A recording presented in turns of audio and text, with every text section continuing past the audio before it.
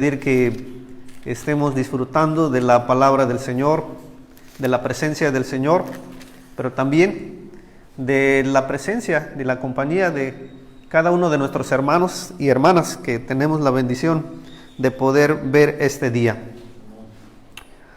Aparte de Dios, todo lo que hace el hombre en esta tierra es completamente sin provecho. Aparte de Dios, todo lo que el hombre hace sobre la tierra es completamente vano y vacío. En este proceso de Dios para nuestras vidas, donde Él quiere formar precisamente este temor hacia Él, y donde Él está preocupado en que nosotros dejemos esta vida vacía y sin sentido, hacia una vida donde tiene sentido, y tiene gozo, y tiene todo el provecho de poder disfrutar de sus dones, de sus regalos. Este proceso Dios la quiere empezar en nosotros, y quiere hacernos reflexionar en esta mañana, con su palabra, usando el poder de su Espíritu. ¿Cómo es que nosotros podemos, hermanos, encontrar verdadero provecho al esfuerzo que nosotros damos a nuestro trabajo? Entonces, en este día lo que vamos a estar viendo del texto es esto, precisamente, que aparte de Dios, el esfuerzo por el trabajo es completamente vano y vacío. Vayamos al texto, por favor. Tiene 3 secciones y lo vamos a decir así. La primera sección hay una introducción, verso 1 y verso 2. Y vamos a empezar de esta manera. En el verso 1 dice: palabras del predicador, hijo de David, rey en Jerusalén. Hace 8 días, en la introducción al libro, estábamos viendo por qué es importante que no se nombra a Salomón, sino se nombra el predicador. Porque Dios quiere que nosotros le demos más importancia al papel y al trabajo del predicador. Un hombre experimentado, un hombre que ha conocido qué es el vivir la sabiduría de Dios, pero también qué es el vivir algo que no tiene completamente sentido y es completamente vano. Un hombre que ha experimentado el pecado, la inmoralidad, la idolatría. Un hombre que había tocado la cima del mundo y llevado a su pueblo a la cima del mundo, a una vida material alta, exitosa, pero también que había llevado a su pueblo a la ruina espiritual. Un hombre que ha sido experimentado en casi todos los sentidos de la vida, lo que es el éxito, pero también lo que es el fracaso y la derrota. Tanto que cayó al fondo, pero es del fondo que Dios en su misericordia lo ha levantado, tanto que Él dice: yo sé lo que hablo, y yo sé lo que digo, y si tú recibes mi palabra, vas a aprender. Y Él dice: palabras de predicador, hijo de David, rey en Jerusalén. Y el tema grande de su libro, debido a la experiencia que Él tuvo, es esto: cómo Él ve la vida. Y es que Él ve la vida, como dice el verso 2, como algo vano, como un vapor, como una neblina, como algo que no tiene peso, como algo que es completamente pasajero, como algo que es completamente temporal, como algo que es completamente terrenal. Y Él así lo dice en este juego de palabra que él pone en el verso 2. Vanidad de vanidades, dijo el predicador, todo es vanidad. Entonces, en la introducción a nuestro mensaje en esta mañana, Él quiere ponernos a pensar estas 2 cosas. Número 1, que más que el nombre del rey, Él quiere que pongamos atención e importancia a las palabras de Él como predicador. Lo hemos visto la semana pasada en el capítulo 12. Número 2, en esta introducción, Él quiere que también veamos que si vemos la vida en esta tierra, encontraremos que aparte de Dios, todo es vanidad. Y es lo que vamos a estar viendo viendo cómo el texto va desarrollando esta misma idea. Bien, vamos a ver, punto número 2. Vamos a ver que hay una reflexión. Y tienen que recordar, hermanos, Y quiero abordar a todos aquellos que de alguna manera enseñan la palabra del Señor, que este libro está escrito en una forma de sabiduría. Ya habíamos hablado de eso la semana pasada. Entonces, uno de los recursos del género o del escrito de sabiduría es el usar reflexiones. Y lo vamos a ver muchas veces, vamos a encontrar muchas veces en el libro de Eclesiastés, donde el autor pone a reflexionar, no solamente a los que van a leer su escrito, pero también él a sí mismo se pone a reflexionar. Y la reflexión era muy normal en los escritos y en los dichos de sabiduría, poner a pensar a las personas.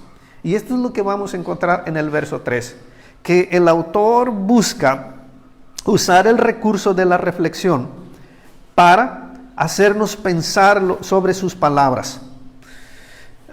Y en esta reflexión, hermanos, él usará una analogía, él usará una comparación, él dirá una verdad, una declaración de algo que él quiere presentarnos, y él lo comparará con el hecho de la creación. Entonces, vamos a poner mucha atención, por favor, en este punto número 2, acerca de la reflexión que él va a hacer. Miren con atención, el verso 3 dice: ¿qué provecho tiene el hombre de todo su trabajo con que se afana debajo del sol?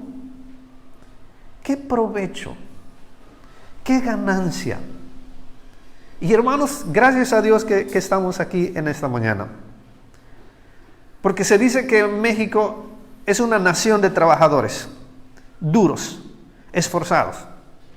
Y yo sé que también nuestro pueblo es conocido por sus hombres que son trabajadores y por sus mujeres que también son muy trabajadoras, luchones, luchonas, como dicen los vecinos. Entonces, Dios quiere ponernos a pensar: ¿qué provecho tiene el hombre de todo su trabajo con que se esfuerza, se afana debajo del sol? Esta es una pregunta que debe estar resonando en nuestra mente. Debemos recordar, hermanos, que cuando Dios creó los cielos y la tierra, una de las primeras cosas que Dios usó para interactuar con las primeras criaturas en esta tierra fue precisamente el trabajo. ¿No les parece eso interesante? Cuando Dios empezó a convivir con sus criaturas en el libro de Génesis, una de las primeras cosas que Dios usó para llamar la atención de sus criaturas fue precisamente el trabajo. Y una de las palabras hebreas allá en el libro de Génesis, cuando Dios encarga a Adán que él debía trabajar y administrar y sobregobernar su creación, fue la misma palabra que usaban los sumos sacerdotes en el trabajo allá en el tabernáculo, en el lugar santo y en el lugar santísimo. En otras palabras, el primer tabernáculo que el hombre tuvo en esta tierra fue el jardín del Edén, allá en el libro de Génesis. Entonces, el trabajo desde el principio a la vista de Dios fue sagrado y fue muy importante. Y Dios considera importante que su criatura pudiera llevar a cabo ese trabajo delante de Dios como Dios lo esperaba. Pero ¿qué pasó? Génesis capítulo 3 lo explica todo.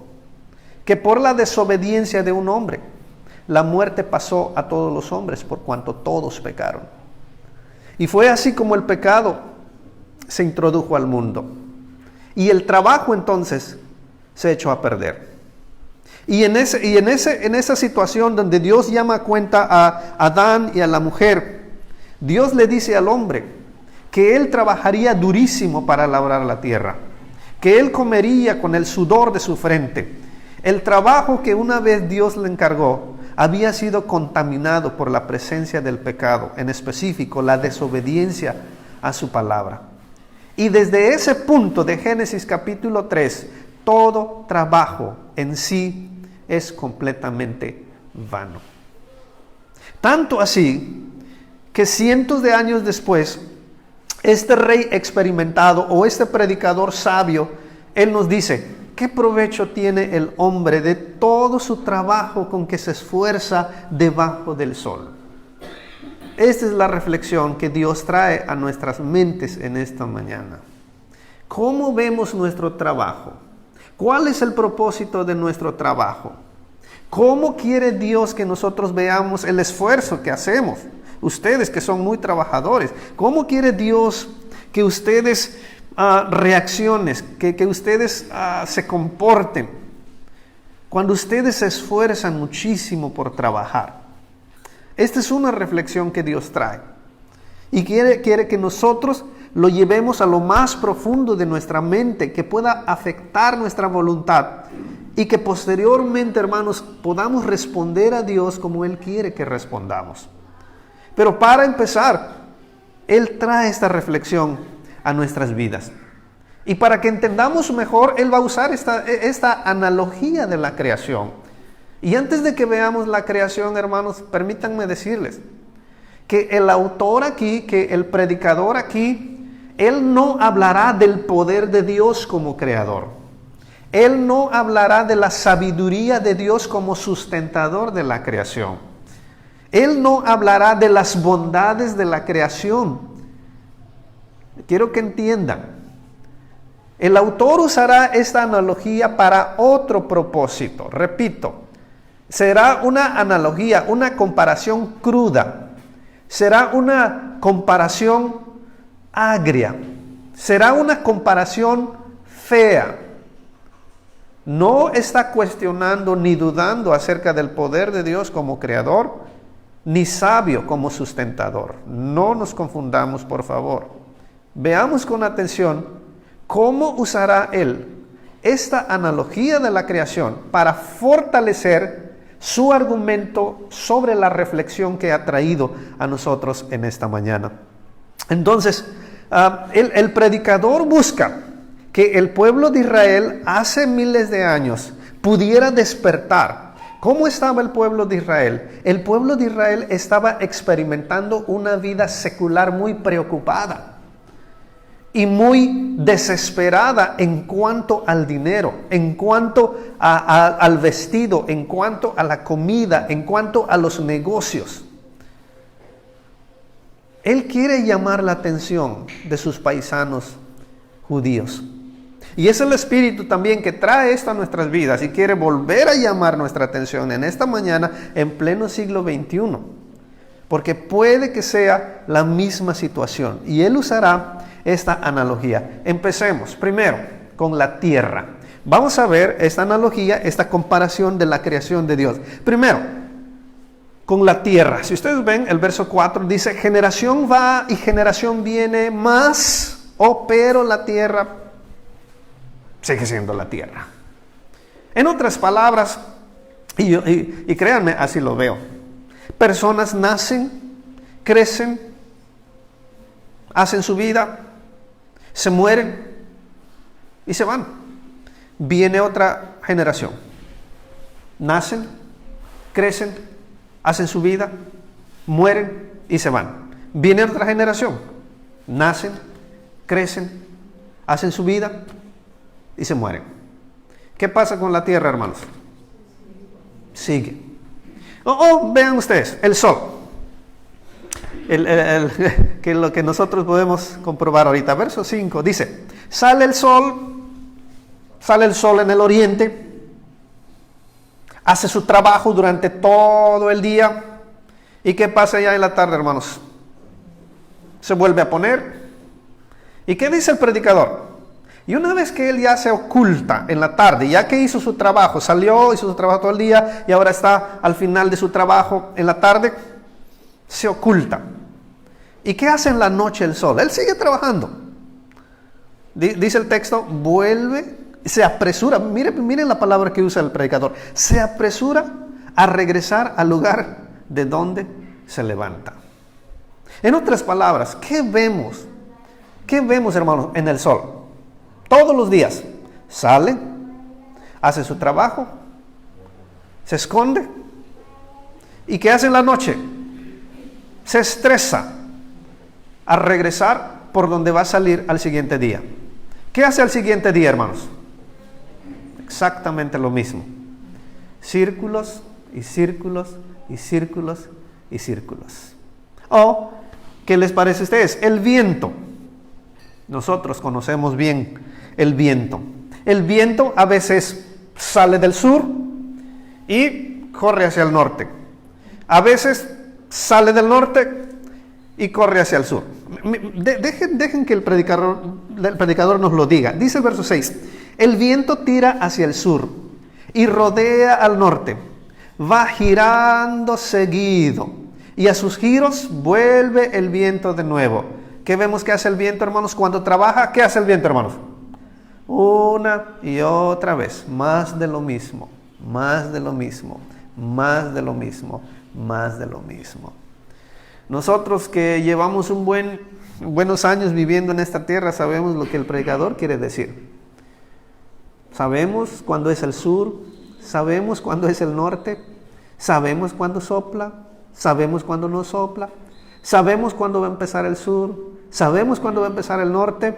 No hay nada nuevo, es más de lo mismo. Cuarto ejemplo, los ríos, verso 7. Los ríos todos van al mar y el mar no se llena. Al lugar de donde los ríos vinieron, allí vuelven para correr de nuevo. Tal vez el predicador está pensando en el río Jordán. Las corrientes del río Jordán que nacen en el monte Hermón, hermanos, que viene y corre por toda esta región y desemboca al mar. Y dice que vienen estas corrientes del río Jordán y terminan en el mar. Y el predicador puede comprobar que el mar nunca se llena de tanta agua que recibe. Y lo único que el predicador trata de decir, como nuestro río Papaloapan aquí en México, uno de los más grandes de nuestro país, el río Papaloapan con toda su agua, hermanos, por más poderosa que se vea, dice, va, ¿dónde termina? Termina en el mar. Pero de tanta agua del río Papaloapan que recibe el mar no se llena. ¿Y por qué no se llena? ¿Por qué no se desborda el mar? Porque se hace vapor, evaporiza. ¿Y hacia dónde va ese vapor? Ese vapor, hermanos, esa agua que se ha convertido en vapor, regresa a las nubes. ¿Y qué hace una vez que está allá arriba? Vuelve a caer. ¿Y dónde vuelve a caer? Dice el texto, vuelve a caer precisamente de donde va a nacer el río. En otras palabras, la lluvia alimenta las montañas de donde nace el río. Trae su agua. Lo deja en el mar no se llena, el mar regresa en forma de vapor esa agua. ¿Qué hace, hermanos? Círculos y círculos y círculos, y es más de lo mismo. Piensen cómo el predicador usa esta analogía o esta comparación. ¿Qué provecho tiene el hombre con ese esfuerzo y afán que le pone a su trabajo? Es como la creación. Es más de lo mismo. Hay un dicho que dice, el trabajo es sagrado. Espero que tu concepto cambie después de esta mañana. El predicador, hermanos, se puso unos lentes. Él dice, vamos a usar unos lentes. Los lentes de la vida secular. Los lentes de la vida terrenal, vamos a ponerlos y vamos a ver cómo se ve nuestro trabajo. Vamos a ver cómo se ve nuestro esfuerzo por el trabajo. ¿Y saben qué va a decir? Es aburrido, es monótono, es fastidioso, es cansado y es más de lo mismo. Vean el texto. Verso 8. Todas las cosas son fatigosas, más de lo que el hombre puede expresar. El ojo siempre ve lo mismo, el oído siempre oye lo mismo, y hasta es cansado de ver siempre lo mismo. Es cansado y fatigoso y tedioso escuchar más de lo mismo. El predicador está usando la sátira o esta forma cruda y agria de ver la vida en esta tierra. Él se pone los lentes de la vida terrenal, secular, normal, y él va a decir, déjame enseñarte cómo se ve esta tierra, esta vida terrenal. Déjame enseñarte, y este es algo que me van a estar escuchando decir y repetir, hermanos. Cuando tú ves la vida de forma horizontal, quiere decir, cuando tú ves la vida hacia la tierra, hacia la vida terrenal, es así como se ve. Porque Él nos va a enseñar que para poder entender mejor, primero necesitas ver cómo se ve tu vida horizontal, porque tú necesitas ver también tu vida vertical en dirección a Dios. Y es que todo se solucionará cuando nosotros levantemos nuestra vista en forma vertical hacia Dios. Entonces, Él nos está entrenando y Él nos está enseñando que primero nosotros veamos nuestra vida horizontal, que usemos los lentes de la vida secular y veamos cómo se ve todo esto. Y miren cómo concluye en el verso 8. Todo es cansado, todo es lo mismo, todo es tedioso y todo es vano, como dijo en el verso 2. Vanidad de vanidades, dijo el predicador, vanidad de vanidades, todo es vanidad. Sigamos. Punto número 3. Como es una escritura hebrea, los hebreos les gustaba repetir las cosas, hermanos. Y vemos que él repite nuevamente la misma verdad o la misma idea en el verso 9. Lean el verso 9. Dice, ¿qué es lo que fue? Lo mismo que será. ¿Qué es lo que ha sido hecho? Lo mismo que se hará. Y nada hay nuevo debajo del sol. En otras palabras, es la repetición del verso 2. ¿Qué dice el verso 2? Ve tu texto. Vanidad de vanidades, todo es vanidad, dijo el predicador. Ahora compáralo con el verso 9. ¿Qué es lo que fue? Lo mismo que será. ¿Qué es lo que ha sido hecho? Lo mismo que se hará. ¿Y cuál es la conclusión, hermanos? Nada hay nuevo debajo del sol sobre esta tierra. Piensen en eso. ¿Cuántos de ustedes disfrutan su vida en esta tierra? ¿Cuántos de ustedes piensan que encontrarán algo que verdaderamente los hará realizados? Hoy Dios te responde y te dice, nunca. Porque sobre esta tierra, aparte de Dios, todo es vano.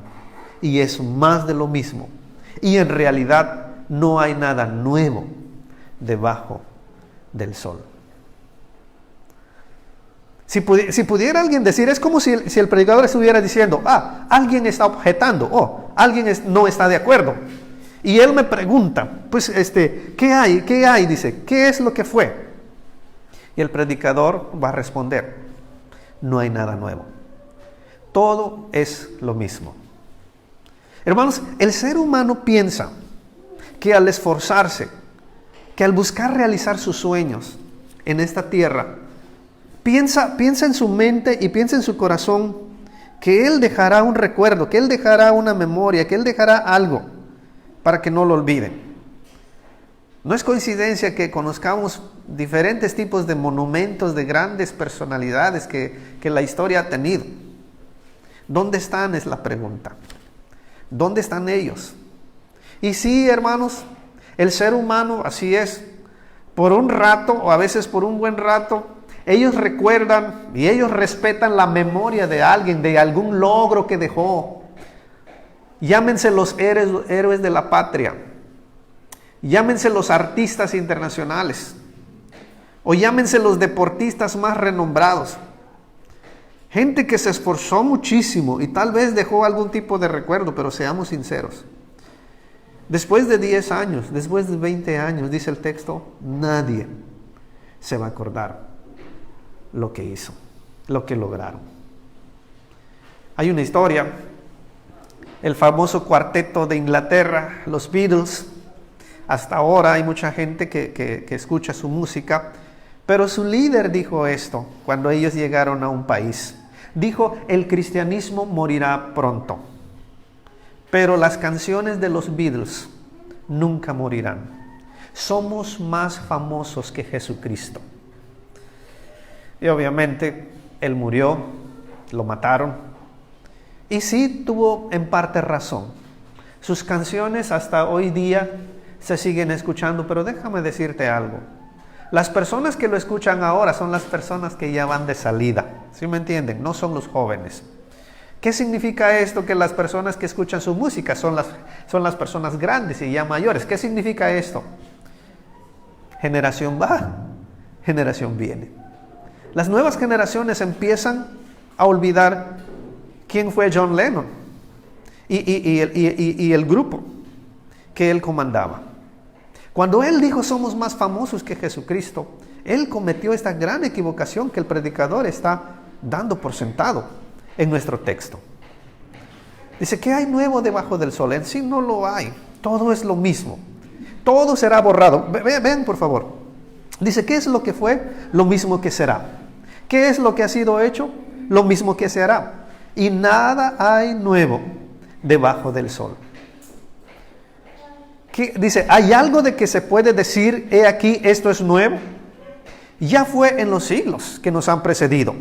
Entonces, la conclusión, vean el verso 11, la conclusión a que llega el predicador acerca del hombre que se esfuerza y se afana por trabajar, por querer lograr un sueño, por querer dejar una memoria, una herencia para que sea recordado para siempre. Vean la conclusión que el predicador llega en el verso 11. No hay memoria de lo que precedió, ni tampoco de lo que sucederá habrá memoria en los que serán después. Hermanos, el verso 11 es la conclusión que nosotros debemos aceptar y creer en esta mañana. Todo lo que el hombre haga en esta tierra es vano, sus logros son vanos. Y si deja alguna memoria para que él o ella sea recordado, el texto en el verso 11 dice: eso es muy imposible. Será olvidado rápidamente. Y ¿saben qué, hermanos? Nosotros vemos hasta en los velorios, ¿cierto? A veces nosotros decimos: híjole, ¿cuánto querían a esa persona? El difunto que ya no vive, ¿cuánto lo querían? Mira el homenaje que le hicieron. Mira esto, mira aquello, mira cuánta gente vino a su velorio. Era muy famoso. Y aquí, que allá, y que todo el mundo lo quería, y que todo el mundo llora por el difunto, que estuvo y ya no está, etcétera, etcétera, etcétera. Espera un mes, espera un año. ¿Dónde están esas personas que le lloraron? ¿Dónde están esas personas que le admiraron? Ya no están. ¿Por qué? Porque todo es así, debajo del sol. Todo es vano, todo es repetitivo, todo es monótono, todo es tedioso, todo es cansado. La vida secular así es, amados hermanos. El sueño americano que muchísimos buscan y que muchísima gente, muchísimos mexicanos son movidos hacia el norte en busca de ese sueño americano, es exactamente el cumplimiento de lo que el predicador está diciendo. Se afanan y se desesperan por querer traer una vida mejor según a los suyos. Y miren lo que estamos aprendiendo en esta mañana. Es más de lo mismo. Es un círculo vicioso que nunca va a terminar mientras se siga en esta tierra. Es como el trabajo de la tierra. ¿Qué hace la tierra? Nada. Es como el trabajo del sol. ¿Qué hace el sol? Nada. Es como el trabajo del aire. ¿Qué hace el aire? Nada. Es como el trabajo del río y el mar. ¿Qué hacen? Nada. Es más de lo mismo. No hay algo nuevo. No hay algo que verdaderamente traiga valor eterno a nuestra vida secular en esta tierra. De esto se trata esta reflexión. Que el predicador experimentado y más sabio sobre la tierra dejó para nosotros. Para que también así podamos reflexionar que nuestra vida secular en esta tierra no significa absolutamente nada. Es un círculo vicioso, es repetitivo, es vano. Entonces, ¿qué podemos decir, hermanos? ¿El trabajo es sagrado? Depende. Pero si me permiten, por ejemplo, el trabajo es impulsado por la envidia, como vamos a ver en capítulo 4, verso 4. Piensa en esto. El trabajo, el hecho que tú te esfuerces por trabajar, estudia bien tu vida y tu corazón. Porque el predicador nos dirá en el capítulo 4, verso 4, que es movido por la envidia. ¿Envidia de qué? ¿Envidia a qué? Solo Dios y tú lo sabrán. O el afán por el trabajo te quitará el sueño, según el capítulo 2, verso 23. La emoción de la ganancia que dejará tu trabajo, nos dirá el predicador más experimentado y sabio, que te quitará el sueño. No podrás dormir. Todo es molestia. Nunca habíamos visto nuestro esfuerzo por el trabajo así, ¿verdad? Créanme que lo he visto de alguna manera con algunos amados en el famoso proyecto Sembrando Vida. Es más de lo mismo, es repetitivo. Piensen en esto, ¿cómo quiere Dios que veamos nuestra vida secular? Como dije, pongámonos los lentes de nuestra vida secular y veamos cómo es nuestra vida. Y una vez que veamos nuestra vida laboral o de trabajo, vamos a poder ver cómo es y qué cosas negativas puede tener.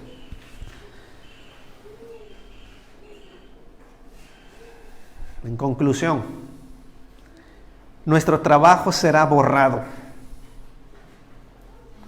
porque vamos a morir. La muerte nos sorprenderá más temprano que tarde. Y nuestro trabajo será borrado. Y nuestros sueños será borrado. Y nuestra herencia será borrado. Porque lo que no piensa el hombre es que todo lo que busca amontonar, la muerte nos lo vendrá a quitar. Entonces, ¿es malo trabajar? No. Porque entendimos que en la creación Dios puso a trabajar al hombre. El trabajo es sagrado mientras Dios nos lo da y en forma específica.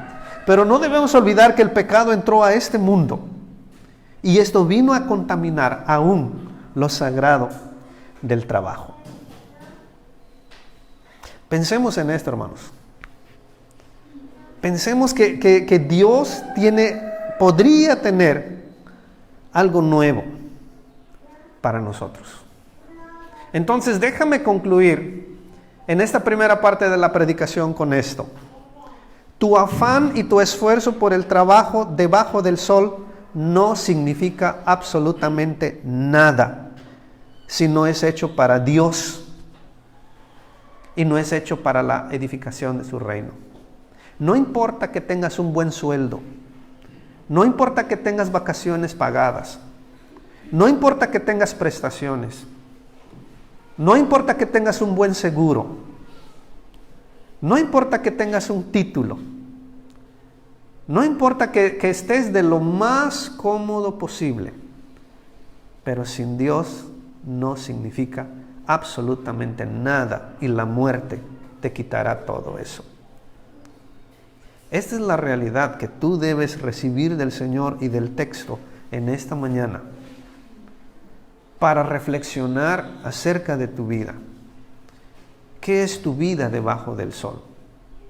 ¿Para qué te tiene Dios debajo del sol? ¿Te has puesto los lentes de tu vida secular y esta es así como se ve tu vida en esta mañana? Si adorabas tu trabajo, si te empeñabas muchísimo en tu trabajo, esto es lo que Dios te dice en esta mañana. ¿Cómo ve Él ese afán y ese esfuerzo que tú le pones a tu trabajo terrenal? Entonces, miren hermanos, el predicador ha usado un lenguaje agrio, frío, para llamar nuestra atención. La pregunta es entonces, ¿cuál es la esperanza, hermanos? ¿Cómo le hacemos para encontrarle sentido al esfuerzo que nosotros hacemos al estar trabajando? No importa que nuestras intenciones sean las mejores.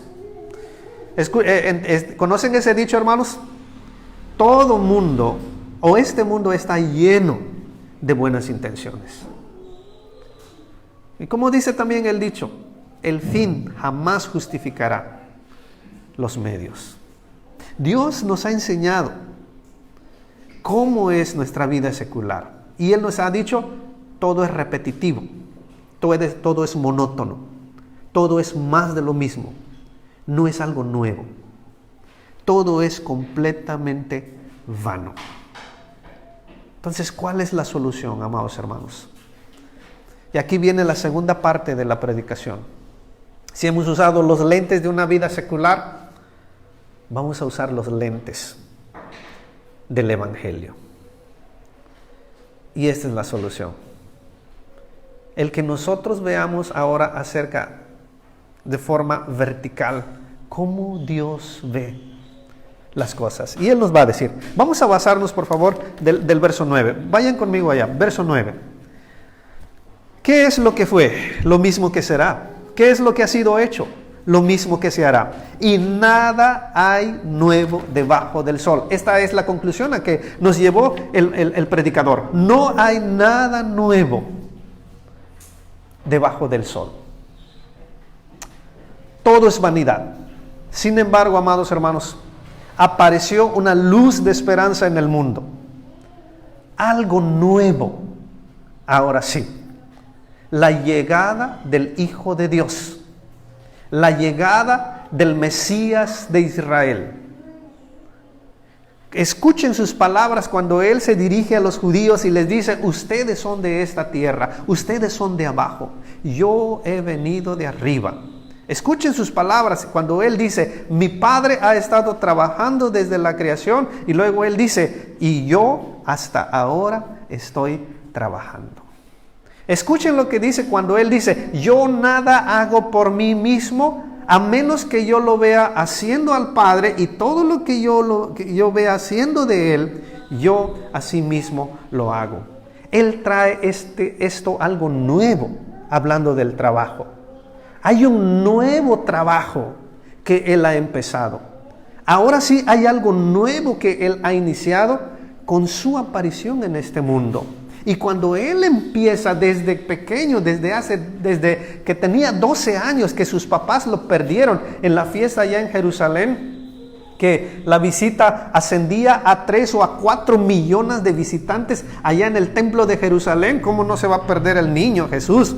Y cuando sus papás lo pierden y cuando lo encuentran, Él está allá enseñando a los rabinos. Y cuando la mamá va y le llama la atención y le dice, oye, ¿por qué nos das este susto? ¿Dónde andabas?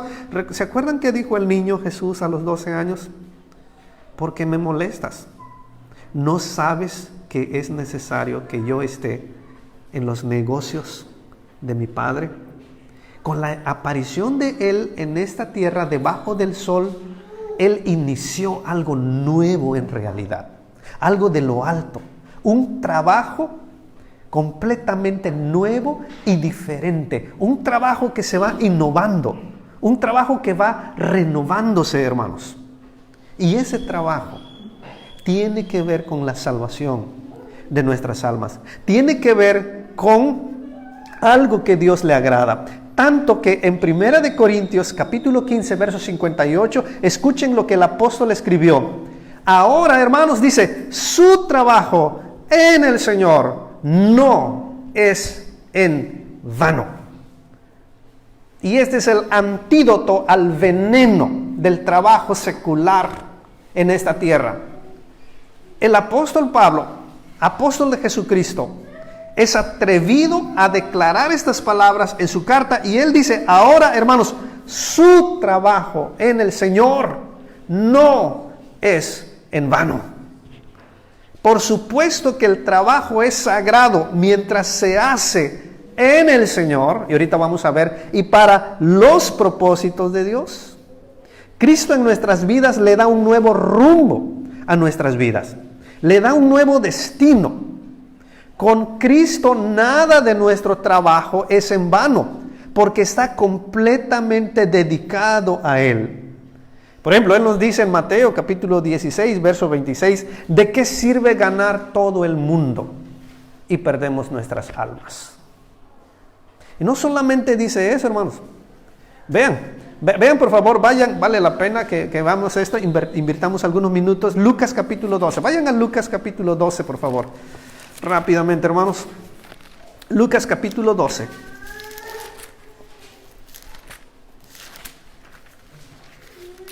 Verso 16 al 20. Rápidamente, veamos. Leo.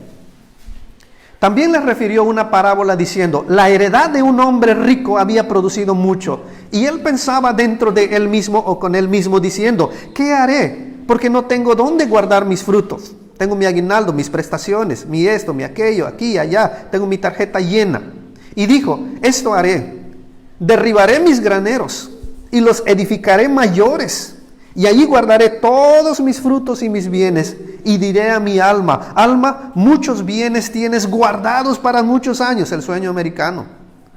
Repósate, come, bebe, regocíjate. Pero Dios le dijo, necio, esta noche vienen a pedirte tu alma, y lo que has provisto, ¿de quién será? Así es el que hace para él mismo tesoro en esta tierra, y no es rico para con Dios.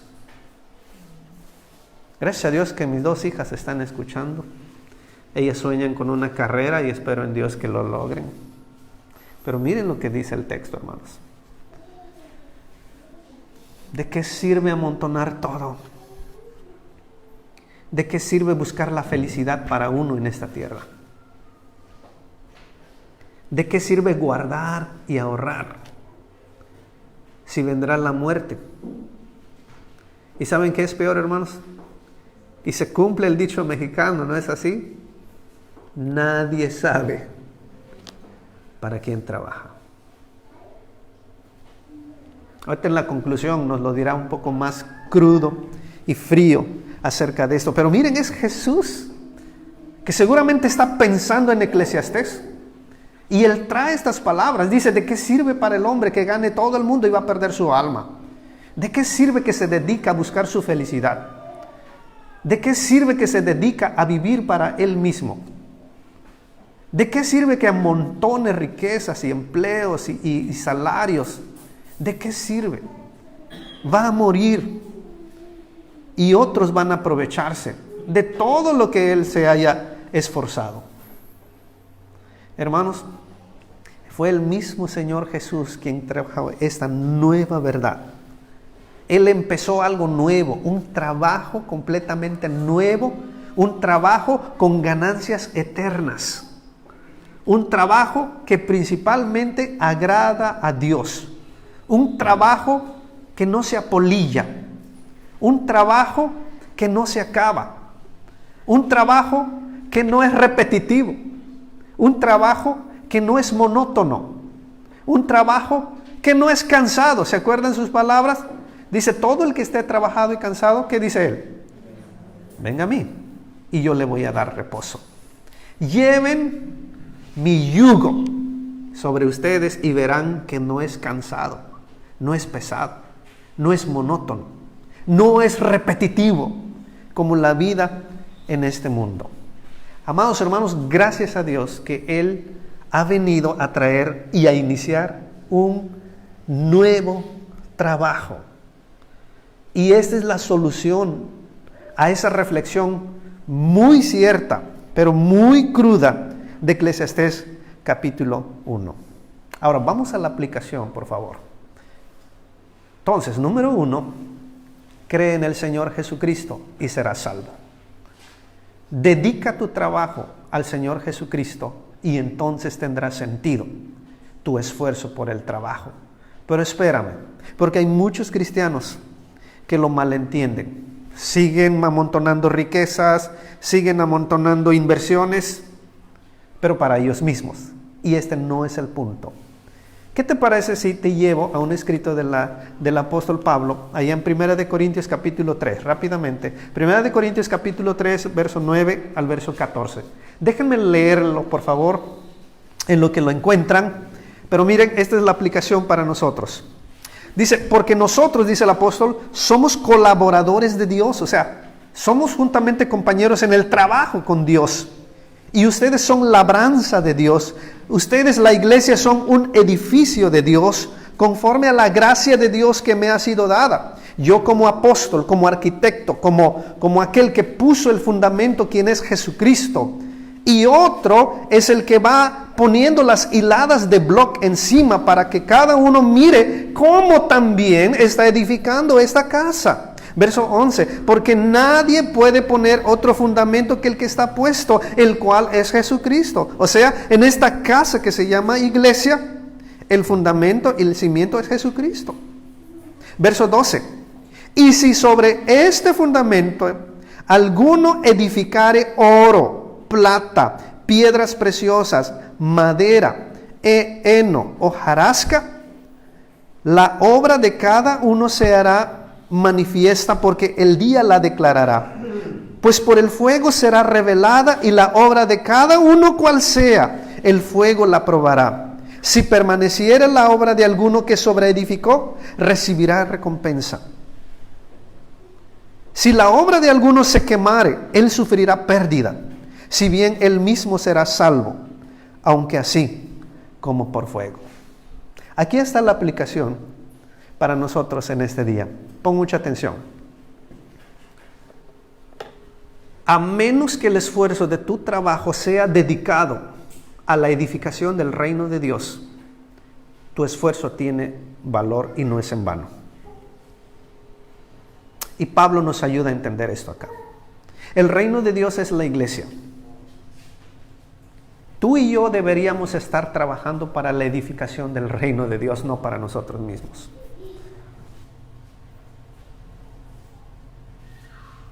Pablo lo ilustra de esta manera. El fundamento ya está, pero nos toca a cada uno de los que han creído en Jesucristo seguir sobreedificando. Y de ti depende qué edificas en este fundamento que es Jesucristo. Si edificas piedras preciosas, ya la hiciste. Porque si tú pones, en vez de bloc, pones piedras preciosas, ya la hiciste, porque serás probado. Y serás probado por el fuego. Y cuando venga el fuego y pase por aquello que tú edificaste, si no se quema, ya la hiciste. Serás contado como agrado delante de Dios. Pero si edificas hojarasca, y no quiere decir hojas secas, hermanos, y venga el fuego, ¿qué creen que le pasará si pones eso en el reino de Dios? ¿Sí entienden, hermanos? Espero que sí. Me dio miedo. Luis, Daniel, no hay mejor cosa como el que ustedes hayan decidido entregar sus vidas al reino de Dios, a la extensión del reino de Dios. Yo no sé cuántos de ustedes dos fueron criticados y cuestionados por haber agarrado el empleo más humillante y más desgastante, sin sueldo, sin prestaciones, sin vacaciones, sin nada. Pero escuchen esto: mientras ustedes lo dediquen al reino de Dios, es piedra preciosa que ustedes dos van poniendo sobre este fundamento. Y es lo que durará para siempre. Cuando venga el fuego y pruebe lo que sus obras dicen y hablan. Para todos aquellos que trabajan y se esfuerzan, mientras su trabajo y la ganancia de su trabajo no sea dedicado a la extensión y a la edificación del reino de Dios, solo te espera la muerte y que alguien más disfrute lo que tanto te costó. Piensen en eso, hermanos. Miren la verdad que el apóstol Pablo nos acaba de decir en 1 Corintios. Debemos ser como aquella mujer que cuando vio entrar a Jesús en cierta casa, ella compró el perfume más caro de ese tiempo. Invirtió todo su poco dinero. Lo invirtió todo, dijo, vale la pena. Jesús, vale la pena. Vale que yo invierta mi dinero por Él. Estoy completamente enamorada de Él. Nada me impide, nada me limita a invertir por Él. Y compró el perfume más caro. Y lo rompió y empezó a llenar de perfume los pies de Jesús. ¿Se acuerdan, hermanos? ¿Y qué dijo Jesús? De cierto os digo. Y la criticaron. Y luego dijo Jesús, de cierto os digo, que lo que ha hecho esta mujer nunca será olvidado. Miren el contraste de Eclesiastés y lo que hizo esta mujer con Jesús. Cuando alguien se da completamente para el Señor, Jesús dice, jamás será olvidado. Puede que tú hagas cosas para el reino de Dios y nadie lo note y nadie lo sepa. O puede que cuando tú hagas cosas para el reino de Dios, puede que lo noten las personas, pero déjame decirte, nadie se va a acordar de lo bueno que hiciste en un mes, si es que se dan cuenta. Pero el punto, si me estás poniendo atención, es que cuando Dios ve que tu esfuerzo y afán por el trabajo para la edificación del reino de Dios es hecho, Él jamás lo olvidará y le dará un valor eterno. Porque está siguiendo los mismos pasos que su Hijo Jesús vino a establecer cuando Él trajo un trabajo nuevo, cuando Él apareció en esta tierra. Ejemplo número 2, Mateo capítulo 25.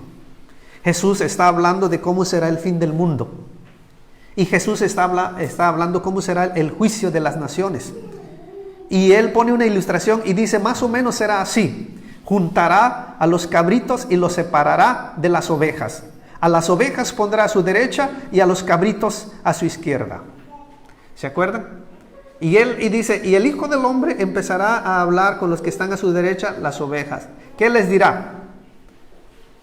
Cuando yo tuve hambre me diste de comer. Cuando yo tuve sed me diste de beber. Cuando estuve enfermo me visitaste. Cuando estuve en la cárcel fueron a verme. Cuando estuve desnudo me vistieron. Y las ovejas van a responder en aquel día, Señor, no nos acordamos que alguna vez te ayudamos de esa manera. Pero yo les voy a decir, tal vez a mí no me lo hicieron, pero como lo hicieron a uno de estos mis hermanos más pequeños, es como si me lo hubieran hecho a mí. Amados hermanos, este tipo de trabajo es el que tiene valor eterno. Es el que nunca será olvidado por Dios. Pero tu deseo de amontonar esto, de amontonar aquello, el que presumes tu sueldo, el que presumes vacaciones, el que presumes esto, el que presumes aquello, aparte de Dios, es completamente monótono, repetitivo y no es nada nuevo. Los verdaderos trabajadores son aquellos que día a día se sacrifican para la edificación del reino de Dios, amados hermanos. Amén. Esto es lo que Dios quiso decirnos en este día. Tu afán por el trabajo debajo del sol no significa nada si no es hecho para Dios y para la edificación de su reino. No importa te hayas esforzado por tener un buen empleo, por tener un buen aguinaldo, sueldos, prestaciones, vacaciones pagadas. Mientras esas ganancias no son dadas para el reino de Dios, todo es monótono y solo te espera la muerte para que otra persona disfrute lo que tanto te costó a ti. Como cantábamos, anhelo trabajar por el Señor. Que mi trabajo sea siempre para Dios y para la edificación de su reino. Y hermanos, oren, valoren y agradezcan a Dios por la vida de Luis, por la vida de Daniel, Juanita, hermana Grisel. Jamás duden que sus muchachos hicieron una mala decisión al querer sobreedificar con piedras preciosas.